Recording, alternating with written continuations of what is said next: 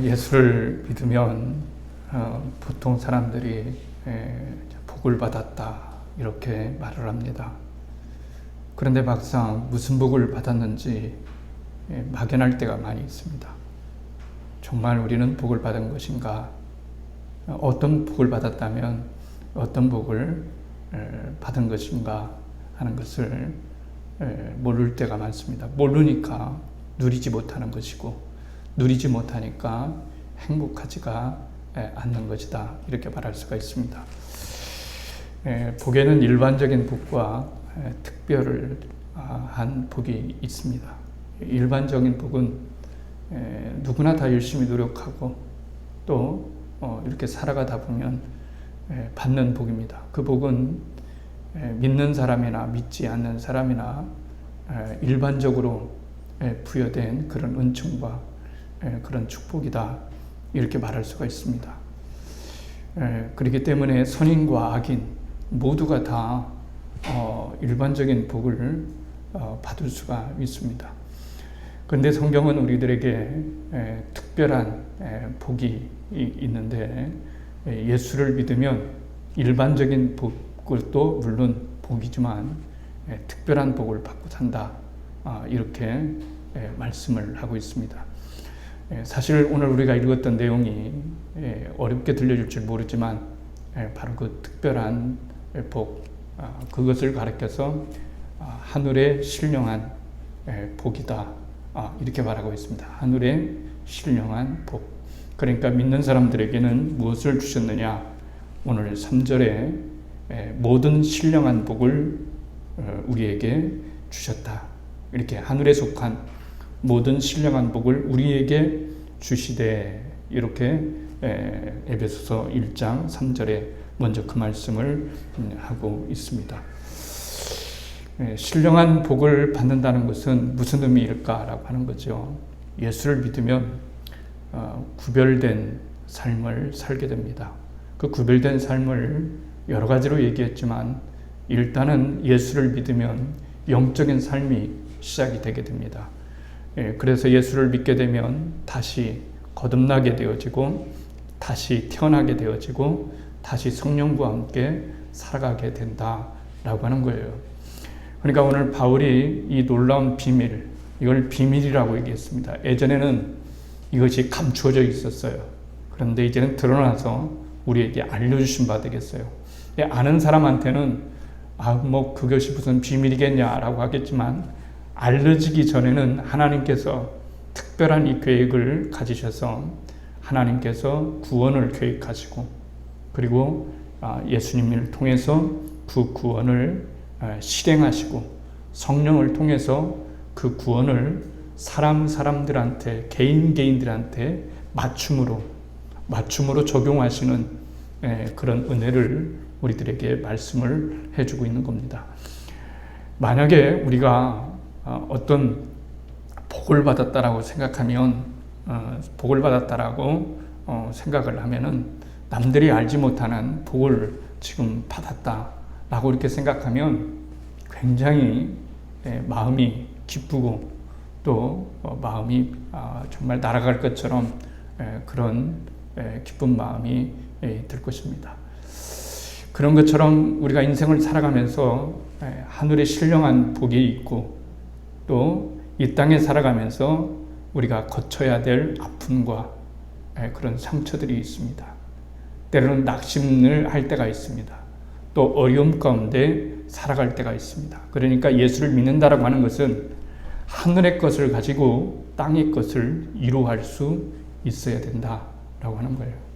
그러니까 하늘의 신령한 것으로 땅의 것을 대체할 수 있는, 내가 이 땅에 살아가면서 땅의 것 때문에 실망하고, 땅의 것 때문에 좌절하고, 땅의 것 때문에 아파하는 이것이 하늘의 신령한 것들을 생각해 보면은 이러한 것들은 정말로 별것도 아니고 그리고 큰 것도 아니었구나. 진짜로 우리들에게 주어진 것이 얼마나 큰 축복을 지금 우리가 받고 있는가 하는 것을 바울은 우리들에게 지금 말씀해 주시는 거예요. 여러분 한번 생각해 보십시오. 여러분이 가진 복이, 하나님께서 여러분들에게 나누어 주신 신령한 복은 신령한 거기 때문에 보이지 않습니다. 영적인 거기 때문에 보이지를 않습니다. 그러나 이것은 존재하는 것이고, 그리고 썩지 않는 것이고, 그리고 이것은 빼앗기지 않는 것이고 영원한 것이다 라고 이렇게 말씀을 하고 있습니다. 그러면서 첫 번째, 많은 복이 있는데 몇 가지를 우리들에게 말을 해주고 있는데, 도대체 무슨 신령한 복을 받았느냐라고 했을 때 첫 번째는 여러분들이 선택을 받았습니다. 선택받은 복. 이 선택받은 복을 생각하면은 갑자기 우울했던 내 마음이 펴지고 구겨졌던 내 마음이 펴진다고 하는 이 놀라운 하나님의 신령한 복을 우리들에게 말씀을 해주시고 있는 겁니다. 그런데 우리를 어느 때 우리를 선택하셨냐면, 우리가 깨끗한지 아닌지, 실력 있는지 없는지, 또 옳게 사는지 옳게 살지 않는지, 이런 것을 보고 난 다음에 결정하신 것이 아니라 오늘 뭐라고 말씀하시냐면, 곧 창세전에 1장 에베소서 1장 4절에 곧 창세전에 그리스도 안에서 우리를 택하사 그랬습니다. 어느 때 우리를 택했냐면 창세전에, 그러니까 이 세상이 만들어지기 전에 하나님께서 우리를 택하셨다는 거예요. 이게 정말 말이 되는 겁니까? 창세전에, 그렇죠. 좋은 것이 있으면은 우리는 어떻게 합니까? 좋은 것이 있는데 누가 사가기 전에 빨리 내가 사가는 거예요. 내가 빨리 선택을 하는 겁니다. 근데 하나님께서 우리를 선택하실 때, 우리를 사랑하실 때 얼마나 사랑하셨는지 창세전에, 이미 창세전에 우리를 선택하셨다. 그래서 나는 선출받은 사람이다. 일렉션, 선택을 받은 사람이다. 나는 뽑힘을 받은 사람이다. 그렇게 많은 사람들 가운데 내가 선택된다고 하는 것이 얼마나 이것이 큰 축복인지 알 수가 없다라고 하는 거예요. 여러분들이 주변에 생활할 때 한번 생각해 보십시오. 우리가 정말로 우리보다 잘나고 똑똑한 사람 많고 좋은 가문 있고 그랬는데, 생각해 보면 우리가 예수님을 믿게 되어지고 하나님이 우리를 선택하셨다고 하는 이 사실을 생각하면 얼마나 감사한지 알 수가 없다라고 하는 겁니다. 그러면서 이렇게 말씀하셨습니다. 로마서 9장 1절 9장 13절에 보면 기록된 바 내가 야곱을 사랑하고 에서는 미워하신 바 된 것 같으니라, 이렇게 말씀하셨어요. 그건 하나님의 주권이죠. 하나님께서 야곱을 사랑하셨어요. 야곱을 선택하셨어요. 에서를 선택하신 것이 아니고 야곱을 선택하셨어요. 인생을 살아가면서 우리를 하나님이 선택하셨어요. 우리를 택하여 주셨다는 것을 생각하면 갑자기 힘이 나야 되고, 갑자기 희망이 솟아야 되고, 갑자기 우리에게 기쁨이, 소망이 넘쳐야 된다는 것을 우리들에게 말씀해 주시는 거예요. 내가 지금 신앙생활을 하는데 영적인지 영적인 것이 아닌지, 내가 하나님의 집엔 사람으로 살아가고 있는지 아닌지를 분별하려고 하면 어렵게 생각할 필요가 없습니다. 내가 하나님께 속해 있는지 아닌지를 보면은 우리가 영적인 것을 진짜로 얼마나 소중한 것을, 영적인 복을, 하늘의 신령한 복을 하나님이 우리들에게 자신을 믿는 자, 그리스도를 믿는 자에게 주시고자 하는 그 신령한 복이 얼마나 크고 얼마나 대단한 것인가 하는 것들을 느낄 때 비로소 우리는 기쁨을 회복할 수가 있는 것이다 라고 말할 수가 있습니다. 선택을 받았다고 하는 것은 우리가 그리스도 안에서 새로운 생명을 얻었다는 거예요. 선택을 받았습니다. 여러분과 제가 택함을 받았습니다. 그랬을 때 우리들의 마음속에는 이제 무슨 생각이 드냐면 하나님에 대한 호감을 갖게 되었다는 거예요. 호감. 그렇죠? 저 사람 참 마음에 드네. 또 저 물건 좀 마음에 드네. 호감을 가졌다는 거예요. 근데 예전에는 우리가 하나님께 대해서 호감을 갖지 않았어요. 그리고 그럴 마음도 없었어요. 또 그럴 의미도 없었어요.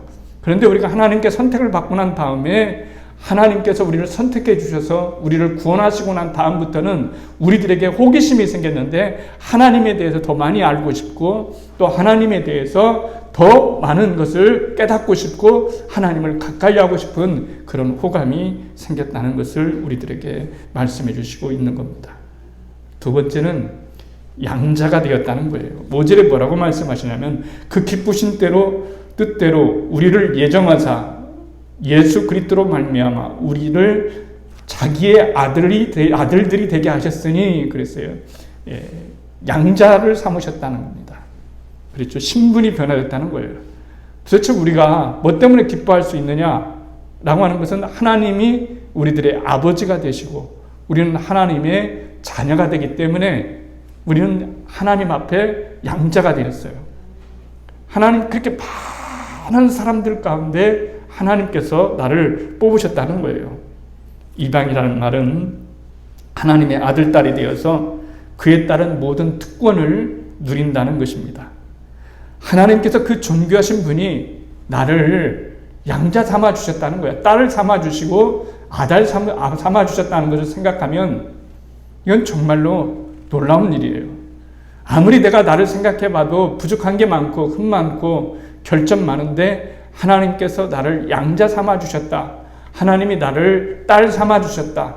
하나님께서 나를 아들 삼아 주셨다라고 했을 때 우리는 이 땅에 살아가면서 많은 것들을 경험하면서 우리가 겪었던 그런 아픔들이 상쇄되어지고 그리고 그러한 것들이 이루어질 수 있는 그런 믿음을 가질 수 있어야 된다는 거죠.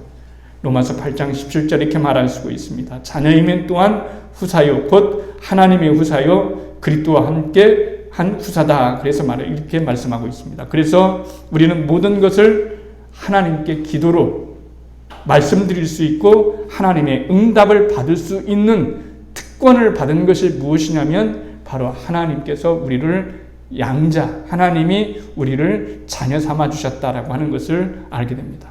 세 번째는 구속이에요. 하나님이 나를 구속해 주셨다라고 하는 거죠.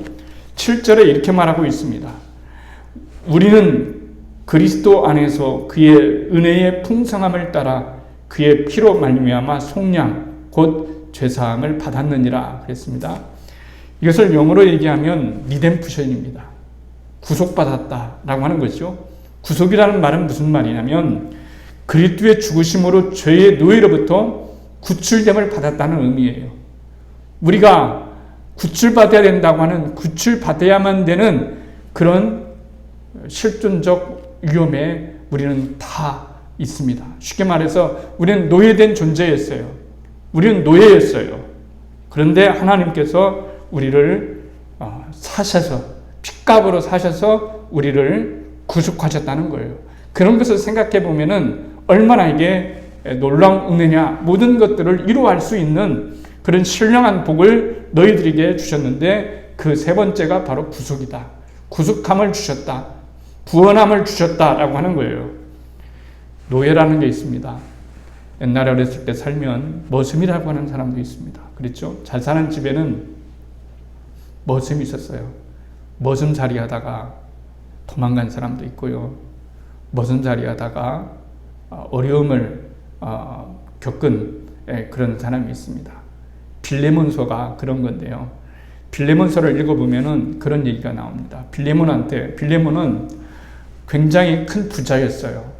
노예를 많이 가지고 있습니다. 근데 그 노예 중에 오네시모라고 하는 사람이 있습니다. 근데 이 오네시모가 도망을 쳤어요. 그러다가 누구를 만나게 되냐면 바울을 만나게 됐어요.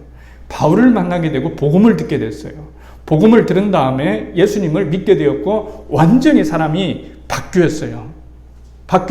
그래서 바울이 이 오네시모를, 이 노예 출신이었던 오네시모를 어느 정도까지 신뢰했냐면 이 오네시모는 나의 분신이다. 그러면서 빌레몬의 주인이었던 오네시모의 주인이었던 빌레몬에게 편지를 쓰는 거예요.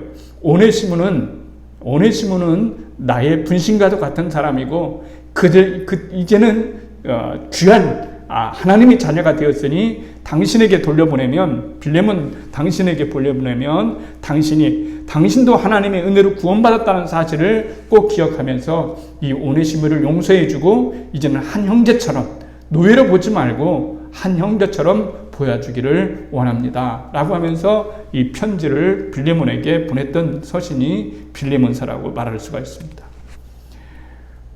노예가 되고 싶은 사람이 어디 있겠어요? 노예가 되는 세 가지, 고대에는 노예가 되는 세 가지의 경로가 있었습니다. 첫째로 노예로 태어나는 거예요. 노예로 태어나면 아무리 잘나도 노예입니다. 아무리 영리해도, 아무리 지식을 가지고 있고 뛰어난 재능을 갖고 있어도 그런 태어나서 노예가 됩니다. 그러니까 노예가 되는 거죠. 두 번째는 나라가 정복당해서 포로로 잡혀가면은 노예가 되는 거예요. 아까 우리 장로님께서도 기도하셨지만은 6월은 호국의 달입니다. 우리 많은 사람들이, 우리의 애국자들이, 선조들이 나라를 지키고자 하고 목숨을 버리지 않았다면 우리는 나라를 빼앗기는 거예요. 나라를 빼앗기면은 노예와 같은 그런 인생을 살 수밖에 없는 거죠. 그러니까 전쟁을 통해서, 전쟁에서 지면 노예로 다 끌려가게 됩니다. 그래서 평생 노예로 살다가 노예로 죽게 돼요. 다른 하나는, 세 번째는 빚 때문에 노예가 되는 거예요. 돈을 빌렸어요. 근데 갚지를 못해요. 그 액수가 너무 많아요. 그러면은 어떻게 말하냐면, 네가 이 빚을 다 갚을 때까지 우리 집에서 머슴살이를 하고 일을 내서 갚아라. 노예가 되거라. 이렇게 하는 거예요. 우리가 어쩔 수 없이 빚을 갚기 위해서 노예가 되는 그런 경우를 보게 되었다라고 하는 거예요. 바울은 이것을 묘하게 우리의 구원과 연결시켜서 우리들에게 말씀을 해주고 있는 거예요. 뭐냐면 우리는 부모로부터 원죄를 가지고 태어나요. 사람이 죄를 지었기 때문에 죄인이 아니고 죄인이기 때문에 죄를 짓는 거예요. 그렇기 때문에 사람은 누구나 태어나면 죄성을 가지고 태어나는 거예요. 죄는 누가 알려주지 않아도 스스로 지게 돼요.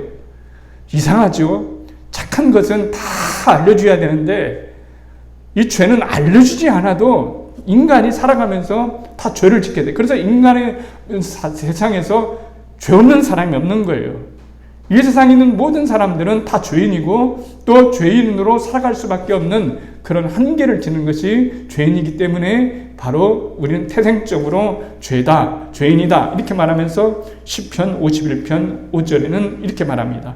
내가 죄악 중에 출생하였으며 모친이 죄 중에 나를 잉태하였나이다. 내가 모태에서 이미 죄로 잉태된 거예요. 모친이 나를 죄 중에 잉태했어요. 이 다윗의 고백입니다. 나는 원래부터 죄인이었다 라고 하는 거죠. 인간은 원래부터 죄인이라고 하는 사실을 잊지를 말아야 됩니다. 우리는 두 번째로는 죄로 정복을 당했어요. 나라가 정복을 당하면 나라를 잃으면 노예가 된다고 그랬지 않습니까? 인간은 죄를 이길 수가 없어요. 죄를 이기지를 못했어요. 결국은 죄를 이기지를 못했기 때문에 뭐가 됐어요? 죄의 노예가 됐다는 얘기죠. 죄의 노예가 됐다고 하는 말입니다.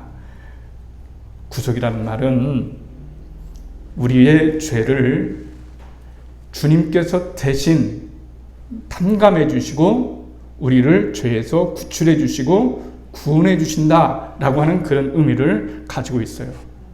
그렇기 때문에 우리는 죄에게 빚을 지고 있는 거예요. 죄를 졌기 때문에 인간은 죄인이기 때문에 죄의 빚을 다 가지고 있어요. 저나 여러분이나 죄의 빚을 다 가지고 있어요. 그래서 이 죄의 빚을 갚아야만 되는데 우리들에게는 갚을 능력이 우리들에게는 없는 거예요. 우리에게는 선함도 없고 능력도 없고 율법을 지켜서 완전히 살아갈 수 있는 그런 능력이 우리들 가운데 그거 없는 거예요. 그러니까 우리는 이제 죄인으로 태어났다가 죄의 종이 되어서 죄의 종살이를 하면서 무슨 우리가 뭐 잘 먹고 잘 살고 뭐 이런 게 중요한 것이 아니고 인간은 태생적으로 죄인으로 태어나서 죄로 살다가 죄악 때문에 죽게 되어지는 것이고 그리고 이제는 심판에 이르게 되어지는 그런 운명적 본질적으로 그런 운명을 타고나게 되었다는 거죠. 그런데 주님께서 우리를 구속해 주셨다라고 하는 거예요. 그러면서 베드로전서 1장 18절 19절에는 뭐라고 말씀하시냐면 너희가 알거니와 너희 조상이 물려준 헛된 행실에서 대속함을 받은 것은 은이나 금같이 없어질 것이 아니라 오직 흠없고 점없는 어린 양 같은 그리스도의 보배로운 피로 된 것이니라 이렇게 우리들에게 말씀을 해주고 있는 겁니다. 구속은 기독교의 중심 사상입니다. 나를 주님이 구원해 주셨어요. 구속해 주셨어요. 이것을 신령한 복이라고 하는 거예요. 하늘의 신령한 복, 하늘의 신령한 복은 무슨 은사를 받고 무슨 방언을 하고 병고침을 받고 이런 것을 말하는 것이 아니고, 하늘의 신령한 복이라고 하는 것은 말씀드린 것처럼 우리가 하나님의 구속함을 입었다라고 하는 거예요. 이게 굉장히 중요한 겁니다. 구속이라고 하는 말은 헬라어로 세 가지 용어가 있는데 우리에게 시사해 주는 바가 큽니다. 첫 번째는 아구라조입니다. 아구라조. 이것은 시장에서 사다, 장터에서 사다 하는 말이에요. 장터에 가서 아르구조 했어요. 샀어요. 장터에 가서 삽니다. 여러분, 일산 시장 쓰면은 가서 장터에 가서 구경하면서 이것저것 사지 않습니까? 그런 것처럼 장터에 가서 무엇인가를 사는 것을 아구라주라고 하는 거예요. 아구라주. 두 번째는 엑사구라주라는 말입니다. 이 엑사구자라는 말은 장터에서 사가지고 나온다. 비슷한 용어예요. 장터에서 사가지고 나오는 거예요. 이 장터에서 사가지고 나눈 겁니다. 그런데 문제가 있어요. 문제는 뭐냐면, 우리는 영적으로 말하냐면은 우리가 자유처럼 예수님이 미움받은 이유가 뭐예요? 예수님이 미움받은 이유가 있는데, 그건 뭐냐면, 너희가 노예다. 너희들은 죄의 노예다. 너희들은 노예다. 그러니까 우리는 자유인인데 왜 노예라고 얘기하느냐 할 때 주님이 뭐라고 말씀하시냐면, 너희들이 인간적으로 보면은 다 자유를 가지고 있고 네 멋대로 할 수 있고 네 마음대로 살 수 있지만은, 영적으로 보면은 너희들은 어떤 존재냐라고 말을 했을 때, 예수님께서 그들을 보았을 때 너희들은 노예다. 무슨 노예냐면 죄의 노예다. 죄의 노예이기 때문에 너희들은 지금 죄 가운데 있기 때문에 빨리 이 죄의 상태에서 구원을 받아야 된다라고 하는 것이 주님의 말씀이었어요. 그런데 그들은 화를 내면서 우리가 무슨 죄인이냐 그런 거죠. 전도하기 어려운 이유 중에 하나는 뭡니까? 그런 거죠. 여러분, 우리는 구원받아야 됩니다. 무엇 때문에 구원받아야 됩니까? 라고 했을 때 죄에서 구원을 받아야 됩니다. 죄의 싹은 사망입니다. 그렇기 때문에 주님이 우리를 보내주셨습니다. 하나님이 예수님을 이 땅에 보내주셨습니다. 이것이 복음이죠. 이건 비밀이었어요. 누구든지 예수를 믿으면 구원받는 이 사실은 모든 사람들에게 이건 비밀이었어요. 그런데 때가 되니까 하나님이 바울을 통해서, 우리 믿는 자들을 통해서 이방인에게도 구원의 복음이 있고, 하나님께서 동등하게 우리를, 예수 그리스도를 믿으면 하나님의 자녀가 되게 해주신다고 하는 이러한 놀라운 은혜를 입게 되었다는 말이죠. 그래서 우리는 말한 것처럼 노예입니다. 그래서 노예 시장에 가면은 노예들이 많이 있어요. 키 큰 노예, 그 다음에 힘이 센 노예, 병약한 노예, 뭐 이런 노예들이 있죠. 그럴 때 사람들이 둘러보는 거죠. 이번에는 어떤 노예를 살까? 이번에는 일 잘하는 노예를 좀 사야 되겠다 하면 일 잘하는 노예를 사는 거죠. 이번에는 좀 영리한, 일은 잘하긴 잘하는데 애가 좀 똑똑하지를 못해가지고 이거 실망이 가는 거예요. 이거 안 되는 거죠. 그래서 이번엔 그렇게 사야 되겠다라고 해서 노예를 마음씨 좋은 사람이 샀어요. 샀는데 일 잘할 거라고 샀는데 한 일주일 부려먹어 보니까 일을 하지를 못하는 거예요. 능력도 없고 이게 무능한 거예요. 이거 안 되겠다. 이것을 팔아야 되겠다라고 하는 거예요. 그러면은 그 순간부터 노예는 어떤 마음을 들게 되는 걸까요? 초조한 마음을 갖게 되는 거죠. 내가 또 누구에게 팔려갈까? 또 어떤 악랄한 사람에게 팔려갈까? 그러니까 노예라고 하는 것은 늘 주인을 만났을 때 좋은 주인을 만나도 고민이고 안 좋은 주인을 만나도 고민인 거예요. 왜냐하면 노예는 노예이기 때문에 언제 상황이 바뀌어서, 언제 주인의 상황이 바뀌어서 이 자기 자신을 노예로 다시 되팔 것인가라고 하는, 그리고 누구를 만날까는 자기가 그 운명을 자기가 어떻게 할 수가 없는 거죠. 주님께서 우리들에게 말씀하시는 것이 바로 그런 거예요. 그 다음에 헬라어로 또 한 가지 이 구속이라는 말 중에 하나는 류라고 하는 말입니다. 류. 이런 말은 무엇이냐면, 시장에 가서 물건을 샀어요. 시장에 가서 사서 그 다음에 어떻게 해주냐면 자유로 풀어준다, 놓아준다 그런 거예요.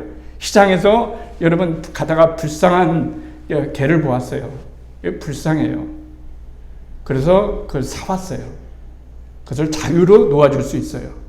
막 부려먹으려고 하는 것이 아니라, 부려먹은 것이 아니라 자유로 새를 샀어요. 새장에 갇혀있는 새를 샀어요. 너무 불쌍합니다. 날아가지를 못합니다. 저렇게 늘 짖고 있습니다. 그래서 그것을 샀어요. 사가지고 어떻게 하는 걸까요? 이것을 자유를 도와주는 거예요. 이것을 가리켜서 바로 뉴라고 말하는 거예요. 그러니까 주님께서는 우리들을 노예시장에서 산 거예요. 노예시장에서 샀을 때 네가 잘났고 네가 똑똑하고 일 잘할 만하고 경건하고 그리고 깨끗하고 이렇기 때문에 산 것이 아니라 하나님께서 우리를 너무너무 사랑하셔서 조건 없이 우리를 사신 거예요. 주님께서 조건 없이 우리를 사주시고 난 다음에 그 다음에는 어떻게 했느냐 하면 우리를 풀어주신 거예요. 이제는 자유롭게 살아가거라. 이제는 죄의 노예가 되지 말고 이제는 되지 말고 이제는 자유롭게 행복하게 살아가거라 라고 이렇게 주님께서 대가를 지불함으로써 우리를 풀어주신 거예요. 이건 하나님의 놀라운 이 구속의 은혜로 주님의 핏값으로 우리를 샀을 때는 주님께서 이런 무슨 돈을 사는 것이 아니라 하나님께서 우리들에게 베풀어 주시는 그 놀라운 그 은혜가 뭐냐면은 하나님의 아들 독생자를 이 땅에 보내셔서 당신의 아들을 죽이시고 난 다음에 우리를 사셨어요. 그리고 자유를 주셨어요. 구원을 주셨어요. 그러니까 우리가 인생을 살아가면서 왜 기쁨이 없느냐 하면은 우리들에게 이 세상의 것을 왜 우리가 이루하지를 못하냐면은 바로 그런 것 때문에 그런 거예요. 우리가 어떤 구원을 받았는지, 어떤 선물을 받았는지, 어떤 그런 귀한 것을 받았는지를 알지 못하기 때문에 우리가 여러분 누리지를 못하는 거예요. 주셨어요. 우리에게 영적인 이 하늘의 신령한 복을 주셨어요. 네 번째로는 죄용사함을 주신 거예요. 하나님께서 우리를 죄용사함을 주셨어요.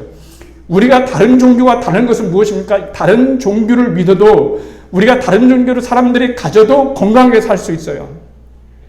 행복하게 살 수 있습니다. 돈도 많이 벌 수 있습니다. 그런데 다른 종교에서 정말로 해줄 수 없는 것이 있어요. 무엇입니까? 죄사함을 받은 거예요. 우리가 죄를 지을 때마다 70번이라도 용서해 주시는 하나님의 이런 놀라운 은혜를 우리들에게 받았기 때문에 우리가 죄사함을 받았다고 생각하면 우리가 때때로 넘어지고 실수하고 실패하고 그렇게 했을 때 하나님은 우리를 버리지 아니하시고 다시 팔아서 노예시장에 가서 이거 정말 쓸모있는 존재인 줄 알고 샀는데 이거 사봤더니 별 볼 일 없구나 하면서 다시 노예시장에 되파는 것이 아니라 하나님이 우리를 죄의 노예시장에서 사시고 난 다음에 우리를 어떤 상황 가운데 있는다 할지라도 어느 때 우리의 부족함이 보인다 할지라도 우리를 절대로 다시 되팔지 아니하시고 하나님께서 우리를 끝까지 책임지시고 우리를 끝까지 사랑하시는 하나님의 놀라운 은혜가 바로 하늘의 신령한 복인 겁니다. 하늘의 이 신령한 복을 받았다고 생각하면은 땅의 이 것은 사실 그렇게 중요한 것은 아니에요. 인생 별것도 없습니다. 살아보면 알지 않습니까? 시간 금방 가죠. 내일 일 못하죠. 아무리 많은 것을 누린다 할지라도 우리가 행복할 수 없다는 것을 여러분 잘 알고 있습니다. 죄용사함을 받았다라고 하는 거죠. 그 다음에 5번째는 성령의 인치심을 받은 거예요. 우리가 성령의 인치심을 받았어요. 여러분 얼마나 이게 중요한 건지 알 수 없어요. 인치심을 받았다고 하는 말은 뭐냐면은 우리는 하나님의 소유다라고 하는 거예요. 하나님의 소유다라고 하는 거죠. 내 것인다면 그 다음부터는 문제가 달라지는 거예요. 내 것이면은 문제가 달라지는 거예요. 근데 하나님의 것이에요. 근데 하나님의 것을 여러분 방치할 수 있어요? 여러분의 자녀들이 여러분 세상에 나가서 구겨지고 그리고 아무렇게나 사는 걸 방치할 수 있어요? 그렇게 못합니다. 왜냐하면 어떻게든지 보호하고 어떻게든지 지켜주고 어떻게든지 후원해주고 어떻게든지 이렇게 세워주고 어떻게든지 기도해주고 그런 것처럼 우리가 인생을 살아가면서 정말로 좋은 복을 받았다고 하는 것은 무엇이냐면은 은혜를 받았다고 하면 하나님이 우리로 하여금 성령을 보내주셔서 우리로 하여금 인치셨다고 하는 거예요. 인치셨다는 말은 하나님의 소유물이라고 하는 겁니다. 그리고 인치셨다는 말은 하나님께 속해 있다는 거예요. 나는 누구에게 속해 있느냐? 이제는 세상에 속해 있는 것이 아니고 하나님께 속해 있는 것이다 라고 이렇게 성령이 우리들에게 인치시는 겁니다. 또한 성령이 인치셨다는 말은 우리의 구원이 틀림없다라고 하는 말을 해주시는 거예요. 네가 좀 약해졌다고 네가 좀 부족하다고 한탄하면서 그렇게 살면 안 돼. 너는 성령으로 인쳐진 거야. 성령 하나님께서 너를 틀림없이 하나님이 너에 대한 구원을, 나에 대한 구원을 틀림없이 확증해 주셨다라고 하는 것이 바로 인치셨다고 하는 거예요. 마지막 한 가지는 기업을 우리들에게 주셨다라고 하는 거죠. 기업, 여러분. 기업을 가졌다고 생각해 보세요. 하나님께서 기업, 영적인 하늘의 신령한 기업을 가지고 계십니다. 하나님께서는 우리를 부르신 이유는 독생자 예수 그리스도처럼 우리도 하여금 권세를 갖게 하고 기업을 갖게 하시고자 하는 하나님의 놀라운 신령한 복이 거기에 담겨져 있기 때문에 그런 겁니다. 롯데그룹의 신동주, 신동빈 두 형제가 있죠. 계속 상속 문제로 분쟁을 했습니다. 법원에도 가고요. 그렇죠. 그다가 신격호 씨 아버지가 오래 사셨지 않습니까? 20년 전에 만들었던 유언서를 발견하게 된 거예요. 거기 유언서에 이 기업은 동생인 신동빈에게 물려주는 것으로 한다라고 하면서 맞춤표를 찍은 것처럼 보였어요. 그런데 형이 인정할 수 없다. 아버지는 그 다음에 또 달라지셨다. 나에게 상속을 하고 기업을 물려받기로 되어 있었다라고 이렇게 지금도 형제들끼리 분쟁을 하는 거예요. 세상의 기업도 서로 가지려고 이런 분쟁을 하는데 우리가 하늘의 기업을 물려받고 하늘의 기업이 되어지고 하늘의 아주 신령한 것들을 물려받은 하나님의 기업자가 될 유산을 물려받을 유업을 물려받을 그런 존재가 되었다고 한다면 얼마나 기쁜 것일까요? 오늘 하나님께서 우리들에게 주시는 말씀 이런 겁니다. 너희들 인생 살아가면서 실망할 거 많지? 실망될 수밖에 없어. 인생 살아가는 게 결코 쉬운 일은 아니야. 인생에서 상처당하고 실패하고 넘어지고 약해지고 그리고 한탄하고 실망할 수 있어. 그런데 그렇지만 그런 것들은 다 지나가는 거야. 그때는 진짜로 별거인 거 줄 알고 목숨 거는 것처럼 고통스러웠지만은 그 별거 아니야.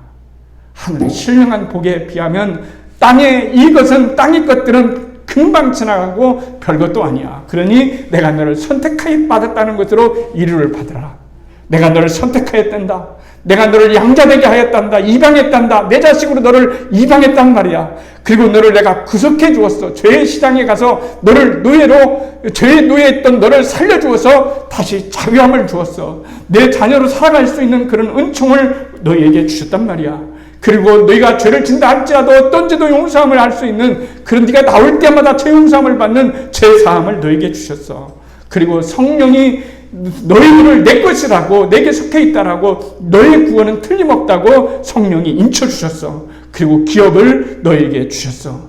그러니 이 하늘의 신령한 복으로 땅의 것을 이루어할 수 있는 너희들이 되기 원한다. 이것이 신앙의 실력인 거예요. 이것이 진짜 믿음인 거예요. 진짜 믿음은 하늘의 것을 가지고 땅의 것을 이루어할 수 있고 진정으로 대체할 수 있는 그런 행복을 누릴 수 있는 사람이 바로 하늘의 신령한 복을 받은 사람이요. 바로 우리가 하나님께 그 하늘의 신령한 복을 얻은 사람이다라고 하는 것을 우리들에게 말씀해 주시고 있습니다. 여러분이 인생을 살아가면서 어려울 때가 있습니다. 그럴 때마다 나에게 주신 하늘의 신령한 복이 있다.